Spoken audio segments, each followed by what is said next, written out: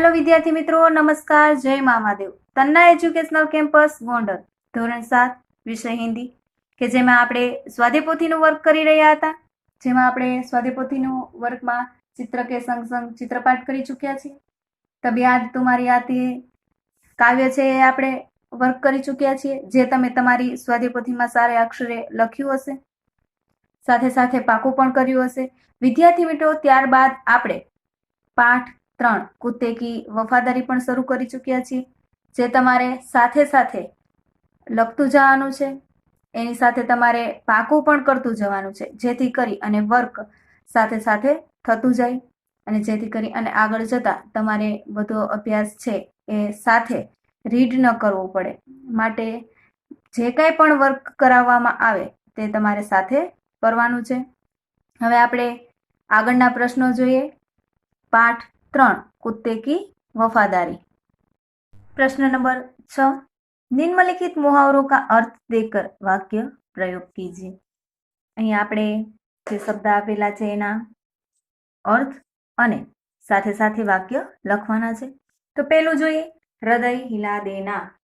તો તેનો અર્થ થશે હૃદય કો દ્રવિત કર દેના। લખીએ, हृदय को द्रवित कर देना।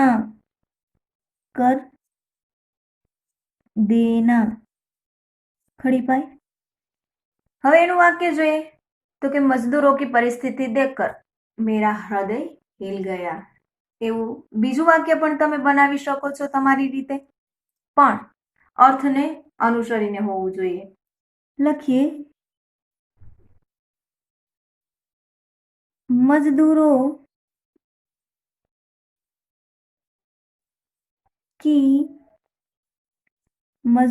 की परिस्थिति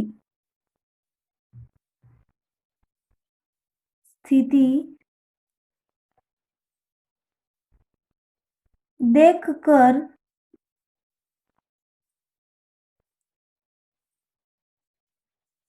हृदय हिल गया।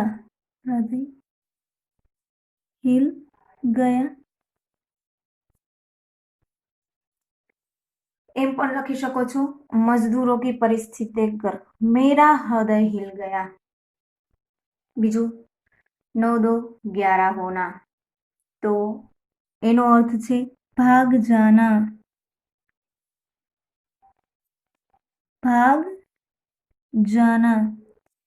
તો તેનું વાક્ય, बिल्ली दूध पीकर 9-2-11 हो गई। बिल्ली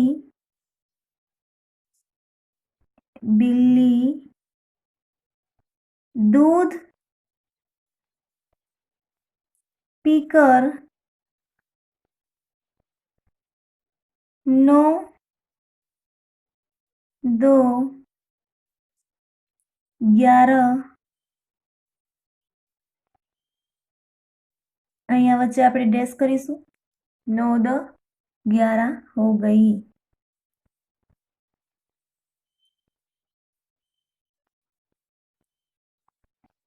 એમ પણ લખી શકાય, ચોર ચોરી કરકે 9-2-11 हो गया। ત્રીજું છે માર ખા જાના, એટલે કે એનો અર્થ થાય છે નુકસાન હોના। નુકસાન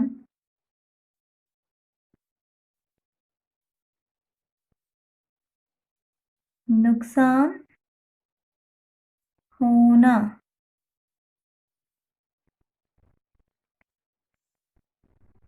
તેનું વાક્ય આપણે જોઈએ તો કે લાખા વ્યાપાર में मार खा गया। આપણે આ જે પાઠ છે કુત્તે કી વફાદારી એને અનુસરીને જ વાક્ય છે એ અહીંયા આપણે લખવાનું છે। લાખા व्यापार में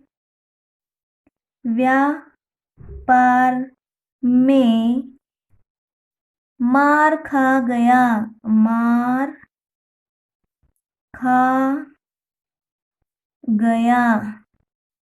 मार खा गया, खड़ी पाई। ત્યારબાદ ચોથું છે હક્કા બક્કા રહ જાના, તો તેનો અર્થ થાય ચકિત હોના, ચોંકી જવું, ચકિત હોના. વાક્ય જોઈએ આપણે એનું. રમેશ પત્ર પટકર હક્કા બક્કા રહ ગયા, કે એવું કંઈક પત્રમાં લખ્યું હશે કે જેથી કરી અને એ ચોંકી ઉઠ્યો.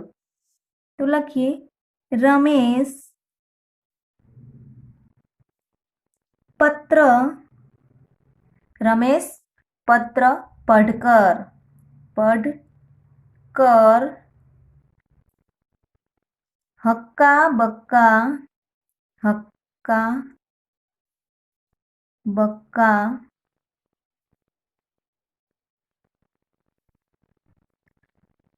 રહ ગયા, રહ ગયા, ખડી પાય. ત્યારબાદ પાંચમું ફૂટી કોડી ન હોના, તો એનો અર્થ થાય છે બહુત ગરીબ હોના, બહુત ગરીબ હોના. તો તેનું વાક્ય છે ઉસ સમય મયુર કે પાસ ફૂટી કોડી ભી નહીં થી. તો આપણે અહીંયા લખીએ ઉસ સમય, ઉસ સમય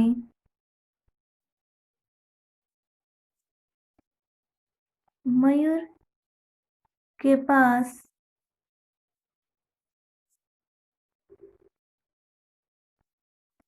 फूटी कोडी भी नहीं थी. उस समय मयूर के पास फूटी कोडी भी नहीं थी. छठू आव देखा न ताव, आव देखा न ताव, सोच विचार किए बिना काम करना. तो लखिए सोच विचार, सोच विचार किए बिना काम करना.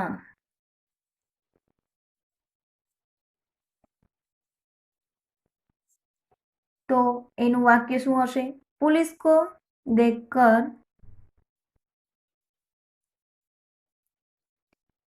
पुलिस को देखकर लोगों ने, पुलिस को देखकर लोगों ने आओ देखा न ताव और भाग गए, और भाग गए. खड़ी पाए कोई चारा न होना, એટલે કે કોઈ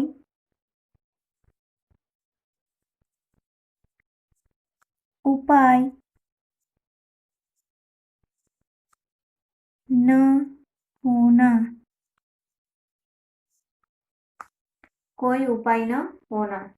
તો એનું વાક્ય છે पुलिस द्वारा पकड़े जाने पर चोर के पास सच बोलने के अलावा कोई चारा न रह गया. શું છે? તો લખીએ पुलिस द्वारा, पुलिस द्वारा पकड़े जाने पर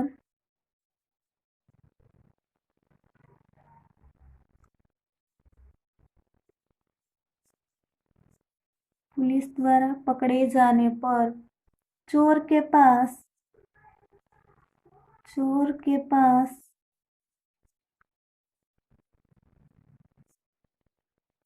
सच बोलने के अलावा, सच बोलने अलावा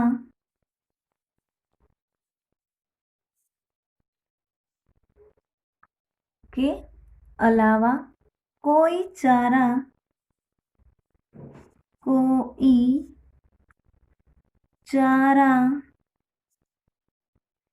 न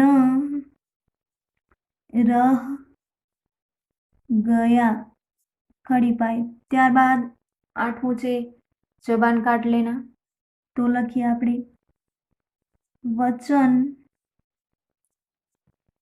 તોડ દેના।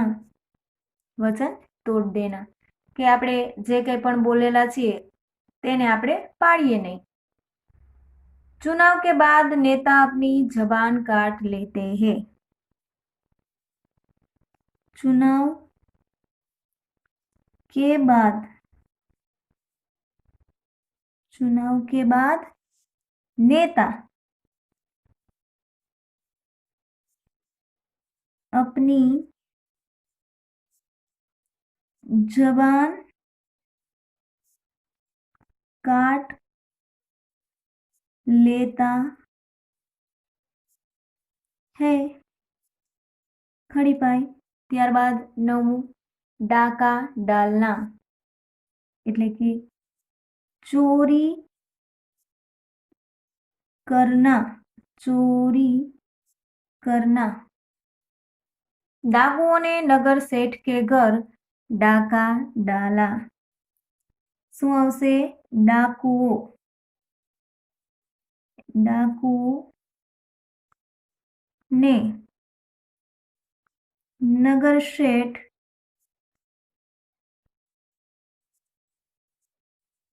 के घर डाका डाला। खड़ी पाई। 10मुं फुट कर रोना। बहुत अधिक रोना।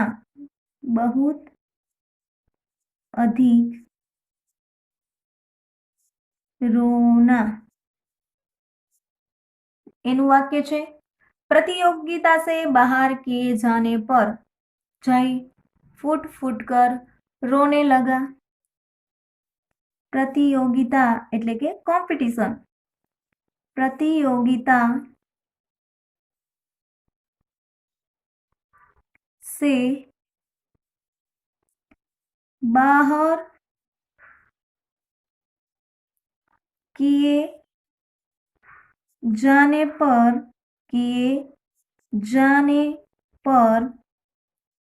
जय फुट कर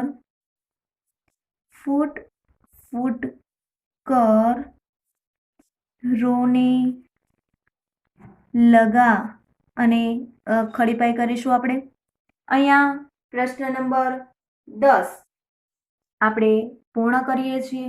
જોઈએ આપણે प्रश्न नंबर 2 કે જેમાં रेखांकित शब्द की संज्ञा पहचानिए और उसे जातिवाचक संज्ञा और व्यक्तिवाचक संज्ञा में वर्गीकृत कीजिए। કે અહીંયા આપણને વાક્ય આપેલું છે કે જેમાં એક શબ્દ નીચે અંડરલાઈન કરેલી છે। એ શબ્દ આપણે વ્યક્તિવાચક છે કે જાતિવાચક છે જે આપણે સામે લખવાનું છે। તો જોઈએ પેલું વાક્ય हिमालय सबसे ऊंचा पर्वत है। अंडरलाइन हिमालय ऊपर છે। હવે એ વ્યક્તિવાચક છે કે જાતિવાચક એ આપણે દર્શાવવાનું છે। તો જાતિવાચક કે આખી જાતિ વિશે જો આપણને વાક્યમાં વાત કરેલી હોય તો આપણે જાતિવાચકમાં શબ્દ લખીશું અને એક વ્યક્તિની વાત કરેલી હોય અથવા તો એક વસ્તુની વાત કરેલી હોય તો એ આપણે વ્યક્તિવાચકમાં લખીશું। તો આમાં કીધું છે કે હિમાલય सबसे ऊंचा पर्वत है। તો અહીંયા હિમાલય પર્વત એટલે કે આખા હિમાલય પર્વત એકની વાત થઈ છે માટે આપણે આખી જાતિ છે એ અહીંયા દર્શાવેલ છે નહીં માટે આપણે લખશું વ્યક્તિવાચકમાં હિમાલય।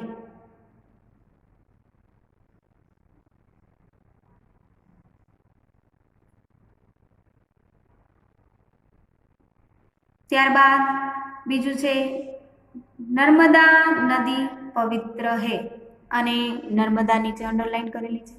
હવે જો બધી નદીઓ વિશે જો વાત કરેલી હોય તો છે જાતિવાચક સંજ્ઞામાં આવશે, પણ અહીંયા એક નર્મદા નદી એક જ નદી વિશે છે એ વાત કરી છે, માટે આપણે વ્યક્તિવાચકમાં લખીશું નર્મદા। ત્યારબાદ 3, भारत का राष्ट्रध्वज तिरंगा है। भारत का राष्ट्रध्वज तिरंगा है એટલે કે ભારતનો રાષ્ટ્રધ્વજ છે એ તિરંગો છે એના વિશે વાત કરી છે। બધા રાષ્ટ્રધ્વજો વિશે વાત નથી કરી, પરંતુ ભારતના એકના આ રાષ્ટ્રધ્વજ વિશે છે એ વાત કરી છે, માટે આપણે વ્યક્તિવાચકમાં લખીશું ભારત। ત્યારબાદ जन्मभूमि सबको प्यारी लगती है। હવે આપણને ચોથું વાક્ય છે એ કીધું છે કે જન્મભૂમિ सबको प्यारी लगती, सबको એટલે કે બધાને, એક આખી જાતિનું છે અહીંયા આપણને દર્શાવવામાં આવે છે सबको प्यारी लगती है, માટે આપણે અહીંયા જાતિવાચકમાં લખીશું જન્મભૂમિ।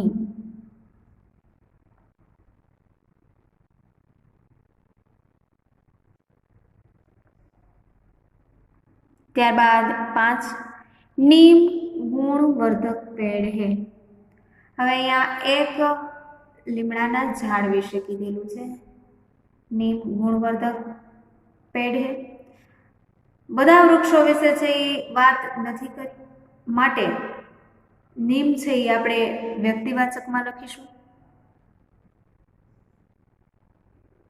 જો બધા વૃક્ષો વિશે વાત કરી હોય તો છે એક આખી જાતિની વાત છે થઈ કહેવાય, તો આપણે જાતિવાચક સંજ્ઞામાં છે એ લખવું પડે, પણ અહીંયા એક નીમ એટલે કે એક જ વૃક્ષની વાત થયેલ છે।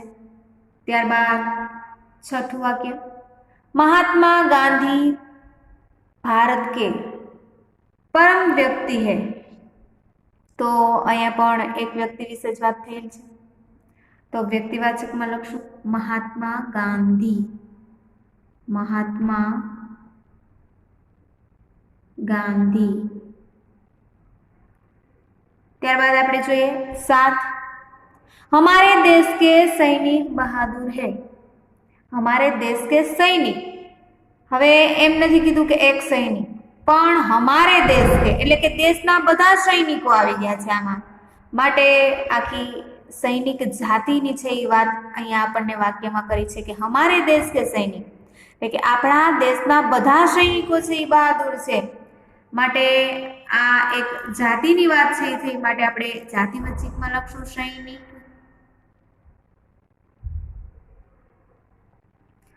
ત્યારબાદ 8, गांव को स्वच्छ रखना चाहिए। હવે गांव को स्वच्छ એટલે કે આખા ગામડાને છે એ સ્વચ્છ રાખવું જોઈએ, તો બધું એમાં છે એ આવી જાય गांव को स्वच्छ रखना चाहिए, તો એમાં જાતિવાચક દર્શાવે છે માટે લખીએ गांव। ત્યારબાદ 9, फलों का रस मधुर होता है। फलो, હવે એમ નથી કીધું કે ફળનો રસ મધુર હોય છે, અહીંયા ફલો કા બહુવચન છે, બધા ફળોનો રસ છે એ મધુર કહેવામાં આવ્યો છે, માટે આપણે જાતિવાચકમાં લખશું ફલો।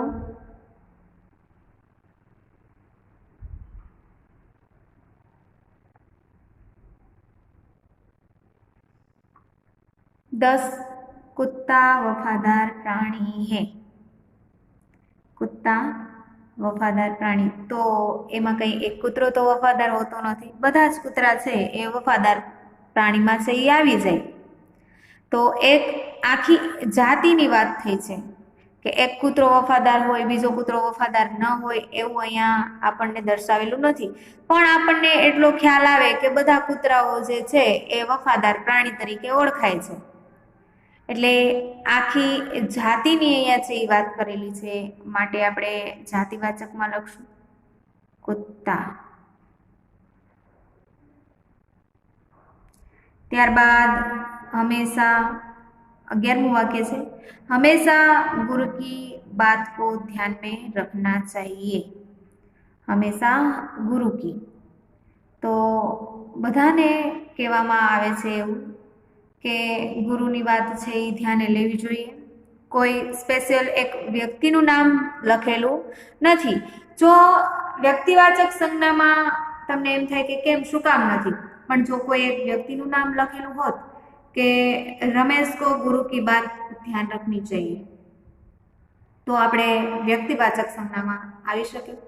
પરંતુ અહીંયા એમ કહેવા માંગે છે હંમેશા ગુરુ કી બાત કો ધ્યાન રખને, એટલે કે કોઈ એક વ્યક્તિએ નહીં પણ બધાએ, જેને આ વાક્યનો ખ્યાલ છે બધાએ આ વાક્યને અનુસરવું જોઈએ કે હંમેશા ગુરુ કી બાત ધ્યાન મેં રખની चाहिए.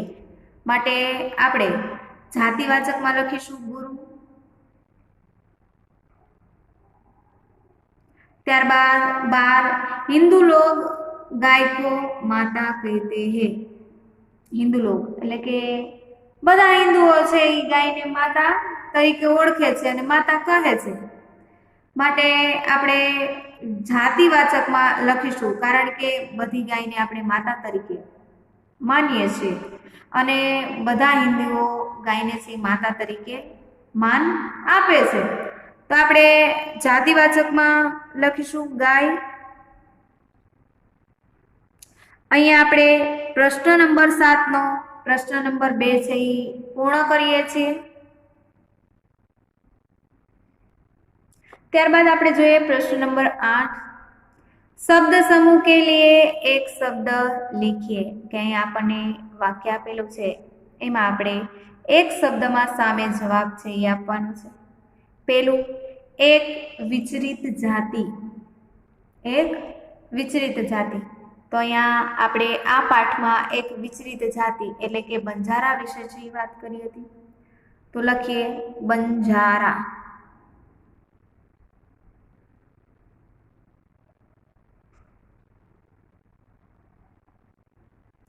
ત્યારબાદ 2, यात्रा में कुछ समय का ठहराव. यात्रा में कुछ समय का ठहराव. तो पड़ाव आवे માટે લખીએ પડાવ.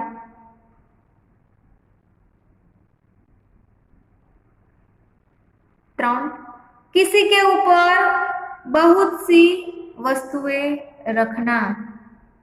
તો એને કહેવાય લાદના.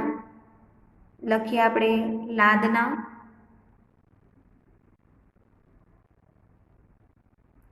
હવે જોઈએ કહાવત આપેલી છે પ્રશ્ન નંબર 9.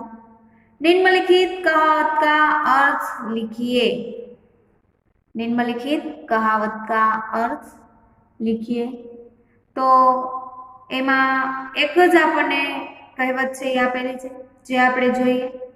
अब पछताए होत क्या जब चिड़िया चुग गई खेत. એટલે કે પાછળથી પછતાવાનો કોઈ જ કારણ નથી કે જ્યારે સમય જતો રહે. તો આપણે લખીએ नुकसान नुकसान हो जाने के बाद हो जाने के बाद पछतावा करने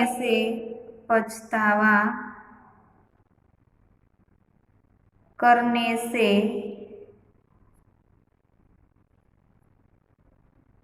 कोई लाभ नहीं होता. कोई लाभ नहीं होता. पछतावा करने से कोई लाभ नहीं होता. खड़ी पाई. इसलिए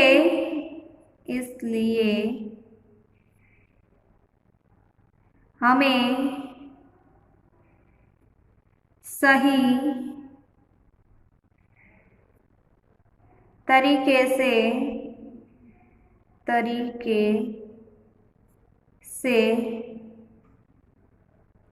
सोच समझकर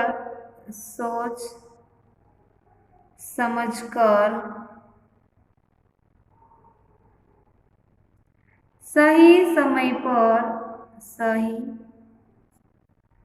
समय पर सारे काम करने चाहिए, काम करने चाहिए। खड़ी पाए।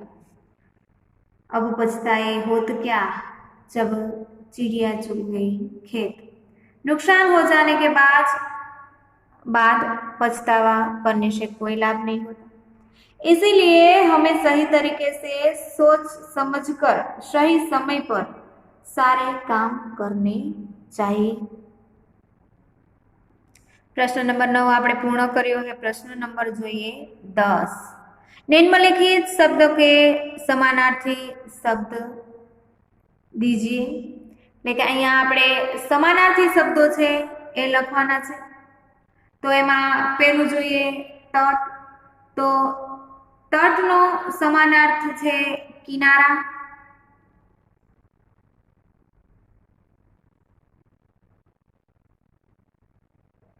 બીજું જોઈએ નારાજ। તો એનો અર્થ સમાન થાય છે નાખુશ।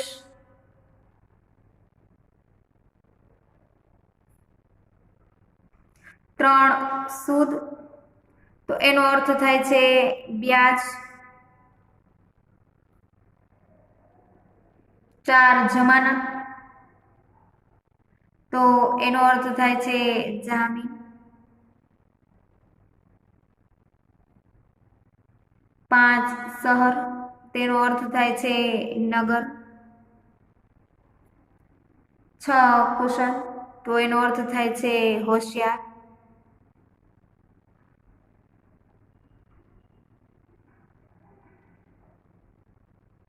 સાત મિશ્રી।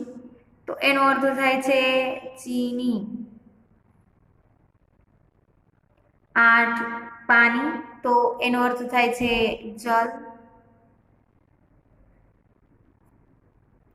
નવ હૃદય।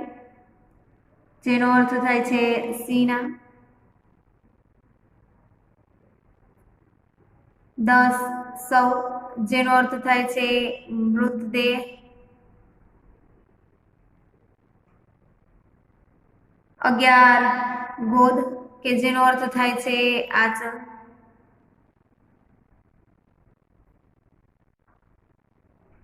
प्रश्न नंबर 10 છે એ આપણે અહીંયા પૂર્ણ કરીએ છીએ। ત્યારબાદ प्रश्न नंबर 11 જોઈએ। निम्नलिखित शब्दों के लिंग परिवर्तन कीजिए। એટલે કે અહીંયા આપણે લિંગ પરિવર્તન કરવાનું છે। પહેલું છે લડકા। તો લિંગ પરિવર્તન થશે લડકી। બીજું છે ઊંટ। તો એ થશે ઊંટની। 3 શેઠ। તો એનું થશે શેઠાની। 4 દેવ। તો એનું થશે દેવી। 5 શિષ્ય। તો એનો લિંગ પરિવર્તન થશે શિષ્યા। 6 બંજારા। તો એનું બંજારી લખીશું આપણે બંજારી। ત્યારબાદ 7 ઘોડા। તો ઘોડી। 8 ગાય। તો બેલ।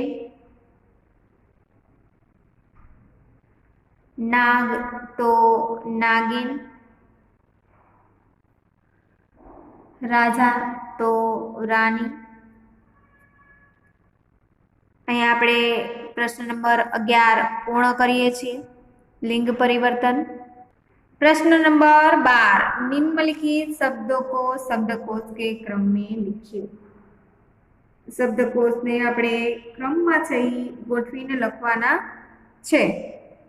एक सुंदर, वापस, वफादार, इसलिए, आश्चर्य, लुटेरा। शब्दकोश આપણે આની પહેલા સમજી ચૂક્યા છીએ। તો પહેલું આપણે જોઈએ શું આવશે? આશ્ચર્ય.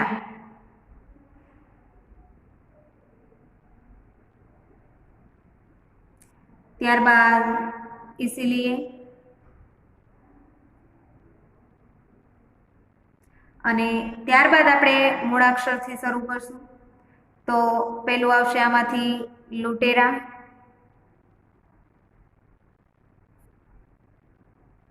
અલ્પવિરામ કરતું જવાનું છે. ત્યારબાદ વફાદાર, ત્યારબાદ વાપસ, ત્યારબાદ સુંદર. અહીંયા આપણે પ્રશ્ન નંબર 12 છે એ પૂર્ણ કરીએ છીએ. ત્યારબાદ પ્રશ્ન નંબર 13, निम्नलिखित रूपरेखा के आधार पर कहानी लिखिए. એટલે આપણને અહીંયા મુદ્દાઓ આપેલા છે, એના પરથી આપણે કહાની છે, વાર્તા છે એ લખવાની છે. એક नौकर द्वार हार चोरी करना, सेठ का सभी नौकरों से पूछना, किसी का चोरी कबूल न करना, सेठ द्वारा युक्ति करना, प्रत्येक को 7-7 इंच की लकड़ी देना, जादू की छड़ी होने की बात कहना, दूसरे दिन दिखाने को कहना, चोर की लकड़ी 1 इंच बढ़ जाएगी, घर जाकर हार चुराने वाले नौकर का 1 इंच लकड़ी काटना, दूसरे दिन चोर का पकड़ा जाना. હવે આના પરથી આ મુદ્દાઓ પરથી આપણે કહાની છે એ જોવાની છે. આપણને આપેલી છે એ આપણે જોઈએ કે એક छोटे से कस्बे में एक सेठ रहते थे. उनकी सोने चांदी की गहने बेचने की दुकान थी. એટલે કે સોના ચાંદી વેચવાની છે, સોનીની એની દુકાન હતી. दुकान पर काम करने के लिए उन्होंने कई नौकर रखे थे. એટલે કે અમુક નોકરો છે એને દુકાન ઉપર કામ કરવા માટે રાખેલા હતા. एक दिन सेठ किसी जरूरी काम से बाहर जाते समय एक कीमती हार तिजोरी में रखना भूल गए. अचानक ज सेठ છે ને બહાર જવાનું થયું અને કિંમતી હાર છે એ તિજોરીમાં રાખતા છે એ ભૂલી જાય છે. एक नौकर ने मौका देखा और हार चुरा लिया. એવામાં ઘણા જે નોકરો એને કામ ઉપર રાખેલા હતા, મોકો જોઈ અને એમાંથી એક ચોરે છે એ હાર છે એ ચોરી લે છે. सेठ ने वापस आकर नौकरों से हार के विषय में पूछा तो किसी ने कुछ भी नहीं बताया. કે જેણે લીધેલો નથી અથવા તો કોઈ લીધેલું જોયું જ નથી તો એ શું છે એ કહેવાનું. અને ચોર છે એ તો કહેવાનો નથી સામેથી કે ચોરી, હારની ચોરી છે એ મેં કરેલી છે. એટલે સેઠ છે પાછા આવીને પૂછે છે પણ કોઈ એને કહેતું નથી. दुकान में भी वह हार नहीं मिला. दुकाનમાં પણ એને હાર છે એ ન મળ્યો. सेठ को नौकरों द्वारा हार चोरी करने की बात पर शंका हुई અને એને એ હાર ન મળતા તિજોરીમાં રાખતા ભૂલી ગયા હતા. એટલે તિજોરીમાં તો હોઈ ન શકે અને બહાર છે જે જગ્યાએ રાખેલો હતો એ બધી જગ્યાએ જોવે છે પણ એને હાર મળતો નથી. અને હાર નથી મળતો એટલે જે નોકરો રાખેલા છે એના પર એને શંકા જાય છે. सेठ चतुर था. उन्होंने एक युक्ति की. એટલે કે સેઠ છે એ ચાલાક હતા, ચતુર હતા. એને છે એક युक्ति છે એ सूझी. प्रत्येक नौकर को उन्होंने 7-7 इंच की लकड़ी देते हुए कहा. એટલે કે જે નોકરો હતા એને એક એક લાકડી છે 7-7 इंचની આપી અને એને કહ્યું यह जादुई लकड़ी है. આ એક जादुई लाकड़ी છે. तुम सब इसे घर ले जाओ और कल लाकर मुझे दिखाना. એટલે કે તમે બધા છે આ લાકડી ઘરે લઈ જાઓ અને પાછા કાલ લેતા આવજો અને મને બતાવજો. जिसने हार चुराया होगा उसकी लकड़ी 1 इंच बढ़ जाएगी। જેણે હારની ચોરી કરી હશે એની લાકડી છે એ 1 इंच વધારે થઈ જશે લાંબી। सभी नौकर अपनी अपनी लकड़ी लेकर घर गए। બધા नौकरों છે પોતપોતાની લાકડી લઈને ઘરે જાય છે। हार चुराने वाले नौकर ने सोचा मैंने चोरी की है इसलिए मेरी लकड़ी 1 इंच बढ़ जाएगी।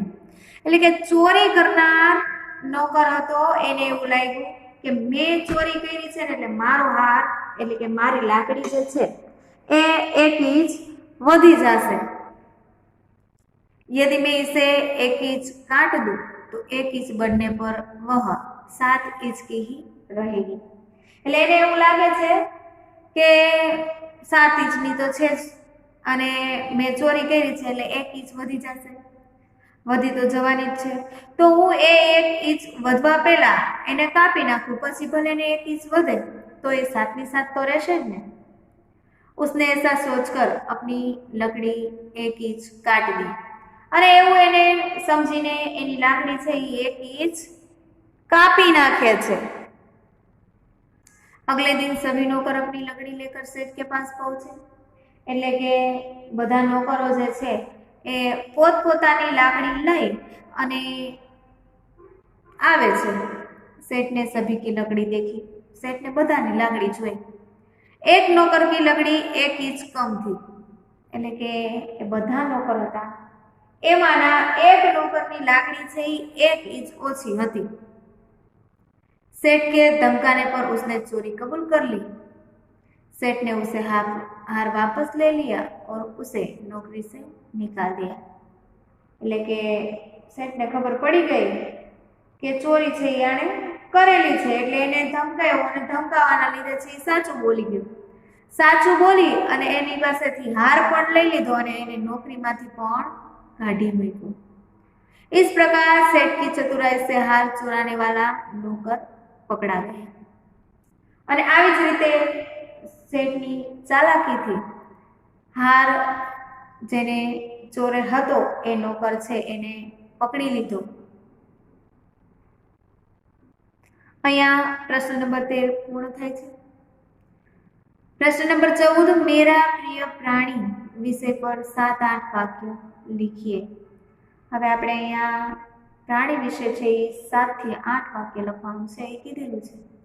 તો આપણે હાથી વિશે વાક્ય જોઈએ। मेरा प्रिय प्राणी हाथी है। મારું પ્રિય प्राणी हाथी છે। हाथी सबसे बड़ा और ताकतवर जानवर है। એટલે કે હાથી છે એ બધાથી તાકાતવર जानवर माथी एक जानवर है। हाथी का रंग काला होता है। એટલે કે હાથીનો રંગ કાળો હોય છે। इसकी आंखें बहुत छोटी होती है। કે શરીર છે એ કદાવર હોય અને એની આંખો કેવી છે ઝીણી ઝીણી નાની નાની। इसके एक लंबी सूंड होती है। એટલે કે એની सूंड છે એ લાંબી હોય છે। सूंड से यह नाक और हाथ दोनों का काम लेता है। એટલે કે सूंडથી નાક અને હાથ બંનેનું કાર્ય છે એ એક सूंडથી કરે છે। हाथी सवारी और सामान ढोने के काम आता है। એટલે કે એક જગ્યાએથી બીજી જગ્યાએ જો વધારે સામાન હોય અને ત્યાં વાહન પહોંચી શકે એમ ન હોય તો ત્યાં હાથી કાર્ય કરે છે। જેમ કે જંગલોમાં ઘણા વૃક્ષો હોય અને એ વૃક્ષોના કારણે ત્યાં વાહનની અવરજવર થઈ શકે એમ ન હોય તો ત્યાંથી બહાર લાકડું છે એ કાઢવું એ हाथी द्वारा निकली सके छे। पुराने जमाने में राजा महाराजा सवारी के लिए हाथी का उपयोग करते थे। એટલે કે સવારી માટે પણ પહેલાના સમયમાં હાથી છે એ પ્રખ્યાત હતો। હાથી વફાદાર और समझदार जानवर है। એટલે કે હાથી છે એ વફાદાર અને સમજુ જાનવર છે। વિદ્યાર્થી મિત્રો અહીંયા આપણે પાઠ 3 અને પ્રશ્ન નંબર 14 પૂર્ણ કરીએ છીએ। આગલા તાસમાં આપણે પાઠ 4 વિશે છે એ અભ્યાસ કરીશું। જે કંઈ પણ વર્ક સ્વાધ્યાયપોથીમાં કરાવેલું છે એ સારા અક્ષરે જોડણીની ભૂલ વગર વ્યવસ્થિત કરવાનું છે। અને જે કંઈ પણ વર્ગ અત્યારે આપણે સ્વાધ્યાયપોથીમાં થયેલ છે એ તમારે પાકું પણ કરતું જવાનું છે, જેથી કરી અને ટેસ્ટ માટે તૈયારી સ્વરૂપે એ તમારે પાકું થતું જાય. જય મા મહાદેવ.